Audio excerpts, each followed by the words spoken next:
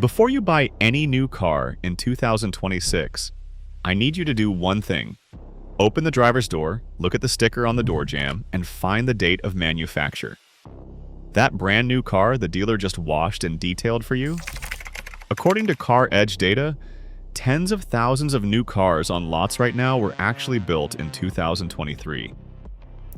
Some Alfa Romeos have been sitting for over 600 days. Certain Dodge models are approaching 2 full years unsold. And here's what nobody at the dealership will tell you. A car that sits for that long doesn't just lose value, it physically falls apart. Tires flat spot, batteries die and get sulfated, brake rotors pit, fuel turns to varnish, and rodents chew through the soy-based wiring that every manufacturer now uses. The dealer will detail it, charge the battery, and hope you never notice. But there are 7 signs of lot rot that no amount of detailing can hide, and I'm going to show you every single one.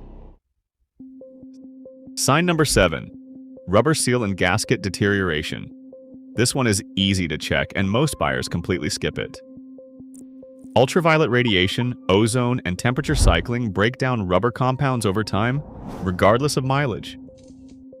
A car that has been sitting outside for 12 to 18 months will start showing visible cracking and hardening on door seals and window gaskets. Run your fingers along the door seals. They should feel soft and flexible, not stiff or brittle. Check the wiper blades too. They are basically useless after 6 to 12 months of sun exposure. Under the hood, look at coolant hoses and any visible belts for surface cracking. Here is why this matters beyond cosmetics. Cracked door seals cause wind noise and water leaks. Cracked CV boots let grease escape and dirt in, which destroys the joint. Timing belts degrade with age, not just mileage. Manufacturers recommend replacement every 5 to 7 years, so a car that sat for 2 years has already eaten into that window before you have driven a single mile. But this next sign is one that can actually leave you stranded. Sign number 6.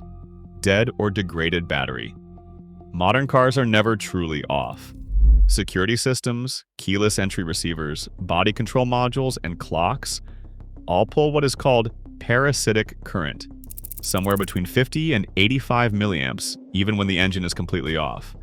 At that draw rate, a battery drains dead in about 4 to 8 weeks of sitting. And that's where the real damage starts. Every time a battery deep discharges, lead sulfate crystals build up permanently on the plates. This is called sulfation, and it permanently reduces the battery's ability to hold a charge. The battery might show 12.1 volts on a meter, which looks fine, but under load, it fails completely. The downstream effects are what really get expensive. Low voltage causes vehicle computers to throw false fault codes across ABS, traction control, throttle position, and cam sensors. On some VW and Audi models, a replacement battery needs to be formally coded into the car's computer, or the warning lights never go away. Here is your red flag at the dealer. If the salesperson mentions they just charged it or had to jump it this morning, that battery has been through multiple discharge cycles and is compromised. Ask for a load test, not just a voltage reading. And if a bad battery can cause phantom fault codes, wait until you hear what happens to the brakes. Sign number 5. Fuel degradation. Standard E10 gasoline starts going stale within 30 days and is noticeably degraded by 3 months. The ethanol in modern fuel is hygroscopic, and it actively absorbs moisture from the atmosphere through the tank's vent system. Over time, that moisture causes phase separation, where water settles to the bottom of the tank and corrodes fuel system components from the inside out. After about a year, you are looking at gummy deposits clogging fuel injectors and degraded fuel that can actually damage the catalytic converter by sending unburned hydrocarbons downstream. A fuel system flush runs $150 to $300, but catalytic converter damage can cost thousands of dollars. During a test drive, pay attention to hard starting, rough idle, or any hesitation when you get on the throttle. Those are textbook symptoms of stale fuel.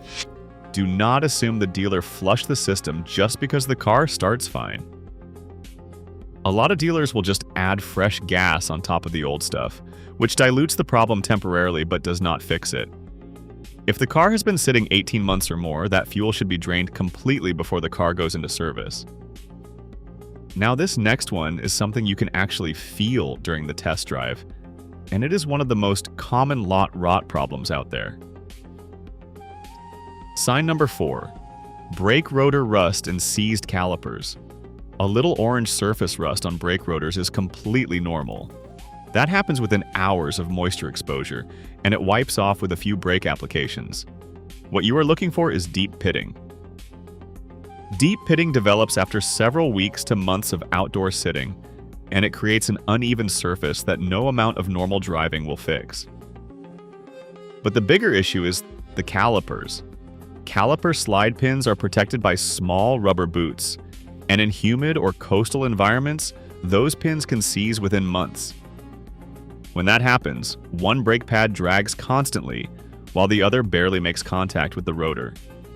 That means uneven wear, reduced stopping power, and heat buildup that can warp the rotor permanently. One buyer on LeaseHacker documented purchasing a Lexus ES 350 that had been sitting for 252 days. On the test drive, he felt a thudding pulsation every time he hit the brakes. That is textbook pitted rotors. Your test is simple. Get the car up to 60 miles per hour and brake firmly.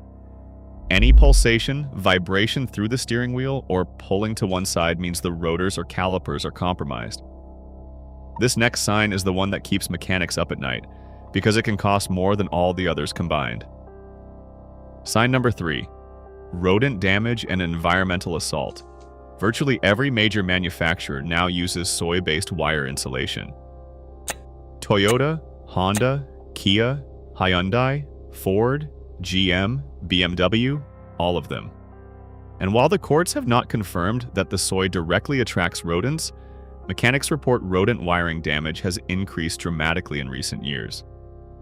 A chewed wiring harness can disable entire vehicle systems and can cost anywhere from $800 to $8,000 to repair. One Toyota Camry owner faced an $8,000 harness replacement. And here's the kicker. Rodent damage is not covered under the manufacturer's warranty. That becomes an insurance claim. Pop the hood and check the air filter box for nesting material or droppings. Look along the firewall and around the fender wells for any chewed or frayed wires. And then there is the paint. UV exposure, bird droppings with a pH between 3 and 4.5, and tree sap buildup over months all work together. Deep bird dropping etchings can eat through the clear coat permanently, and no amount of dealer detailing fixes that. Run your hand across the paint surfaces. If it feels rough or gritty, there is embedded contamination that a detail job covered up but did not remove. We're getting into the top 2 now, and sign number 2 is the one that hides in plain sight. Sign number 2. Tire flat spotting. Flat spots start forming in as little as 30 days of a car sitting in one position. The weight of the vehicle compresses the tire's contact patch into a flat shape, and over time that deformation becomes semi-permanent or permanent. Temporary flat spots cause vibration and shimmy at highway speeds that might work themselves out after 10 to 15 miles of driving. But after several months, especially with high-performance or low-profile tires, the flat spotting becomes permanent. At that point, the tires need to be replaced entirely. For context on how seriously manufacturers take this, Porsche ships new vehicles with tires inflated to 55 pounds per square inch, specifically to prevent flat spotting during ocean transit. A car sitting on a dealer lot at normal pressure for 1 year does not get that protection. Here is your check. During the test drive, get up to highway speed for at least 10 minutes.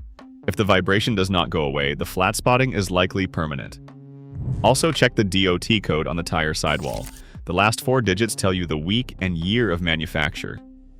If those tires were made in 2022 and you are buying in 2026, that rubber has aged significantly regardless of tread depth. And the number 1 sign is the one you should check before you even start the car. Sign number 1. The build date gap. This is the single most important check, and it takes 5 seconds. Every car sold in the United States has a federally mandated compliance sticker on the driver's door jamb on the B pillar. It shows MFD by, or date of MFR, followed by a date and month and year format. That date tells you exactly when the car rolled off the assembly line, and it never changes no matter how many times the dealer transfers it, details it, or moves it between lots. If that sticker says March 2023 and you are looking at the car in February 2026, that vehicle has existed for nearly 3 years. Every other sign on this list becomes exponentially more likely with each month of that gap. One thing that trips people up is model year versus calendar year. Manufacturers typically start building next year's models between August and October. So, a car with a door jamb, date of October 2023, and a 2024 model year VIN is perfectly normal. But that also means the car is older than you think. You can also decode the VIN 10th character for the model year. The letter R means 2024, S means 2025, and T means 2026. Free VIN decoders from NHTSA and Carfax will confirm this. Some manufacturers, like GM, even put QR codes on the door jamb sticker that reveal the exact build date and every factory option when you scan them. Watch out for this dealer trick. Some dealers trade aged inventory between locations. That resets the car's lot age in their internal tracking systems, but the door jamb date never changes. If the salesperson says the car just arrived, always verify with the sticker. Here is the good news, though. Every major manufacturer starts the warranty at the purchase date, not the build date. So a car that sat for 2 years still gets a full factory warranty when you buy it. And here's where this gets really interesting for your wallet. Remember that each of these cars costs the dealer $25 to $50 per day in floor plan interest. A car that has been sitting for 600 days has racked up $15,000 to $30,000 in carrying costs alone. The dealer has not made a penny on it. That is your leverage. Carriage recommends negotiating at least 15 to 20% off MSRP on leftover prior model year vehicles. Buyers on forums have documented discounts of $8,000 to $10,000 on Alfa Romeos, Broncos, and other models with long lot times. One buyer picked up an Alfa Romeo Giulia that had been sitting for more than a year and got $10,000 off the sticker price. The car turned out perfect because they knew what to inspect beforehand. But here's the move. If you do buy a lot-aged car, negotiate these items into the deal in writing. A new battery with a load test report, a brake inspection covering rotor condition, tire age verification, a full fluid change covering oil, brake fluid, and coolant, and confirmation that the warranty and service date matches your purchase date. If the dealer will not agree, that tells you everything you need to know. Walk away. That protects you from every sign on this list. So now you know exactly what to look for before signing anything. If you want to know which specific brands and models have the worst lot rot problems right now, with current day's supply data, that breakdown is in the video on screen. Subscribe so you do not miss it.